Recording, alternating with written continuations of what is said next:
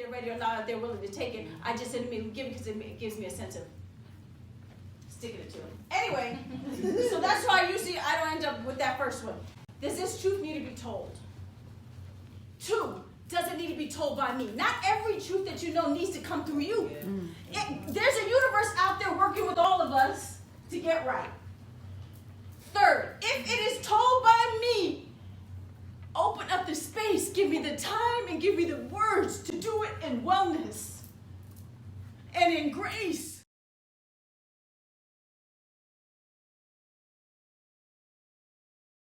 Heard of networking before today. I had no idea what it was, and it was a very fulfilling experience to get to talk to all these people and learn from them. Today we are here with NC 100, who is also one of our grantee organizations to support career pathway building.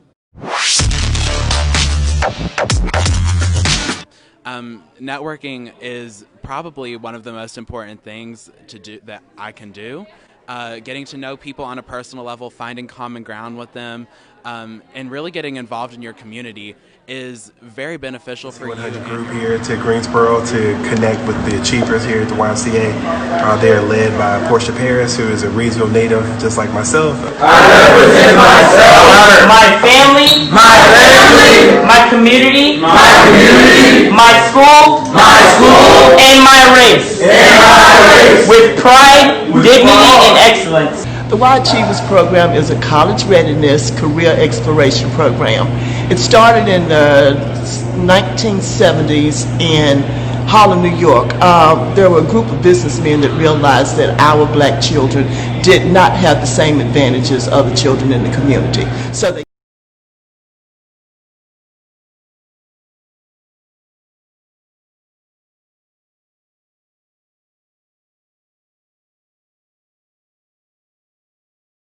place. You don't have to script it. You don't have to structure it. You don't have to follow any crowds. But if you can truly stay true to yourself and do whatever in your heart desire, whatever it may be, comic books, kayaking, it doesn't have to be sports. It can be business. It can be mathematics. It can be science. It can be so many things, because the world is like, the world is your toy. So, I mean, whatever it is, just stay true to yourself. And the difference that you make from being different will stand out in the future. Yeah. Awesome. Yeah. High school and especially into college, I knew I wanted to be an educator, but what kept me there was, as I looked back at the strong legacy of Black women and Black men in education, my God, it inspired me. I mean, I cannot even lie. The very fact that our people were oppressed and denied basic human rights, denied the ability to think freely, and took that, I mean, that thing did something to me. Nothing glamorous or beautiful about getting arrested in the name of this. It's not a poetic act, because we're literally fighting, because we're saying that if we get arrested, there's a chance we don't survive that. So making sure that when it comes to the bail fund, that we're able to get folks out as soon as possible, so they have to spend as little time in police custody as possible or interacting with the police as possible, making sure that people have the resources, the toolkits, and the information around non-engagement with the police, around best practices of, being out here on the front lines. This is new for a lot of people. And we live in North Carolina, which has, a lot of history around this kind of work. We have elders that we can lean on, organizers that we can lean on, but it's also the conversation of those of us that are in positions where we are elders or leaders in this work. Somebody had to step back for us to get to that point. And it's been humbling for me to step back and watch the young organizers that are coming up, but also to be able to really not just engage with them, but try to support them the best way possible, give them resources that I wish I would have had access to. What do Black people have Black people have neighborhoods? I didn't ask you that. What do Black people have? Not what do we rent from you, not that some places are set up that is still owned and controlled by white folk and you got a black face. What do we have that we control? Hardly nothing. There's not access to capital. There's not access to money. And if you don't have any connection to people, that may have connections to people that have money. It's really hard to start a business. But if you come from a place where you have money, or you look like people that have money, or you can be connected to somebody that's connected to somebody that has money. I give a big salute to the leadership there in Rockingham County, because the camaraderie that I witnessed coming from Raleigh, coming to Rockingham County, it was more like a family atmosphere. And that atmosphere had some diversity in it, but I saw some young people, I saw some older people who were gathered together to not only address the celebration of Juneteenth, which is the emancipation 6 months or so later after President Lincoln signed the bill for it to arrive there in Texas, but also to celebrate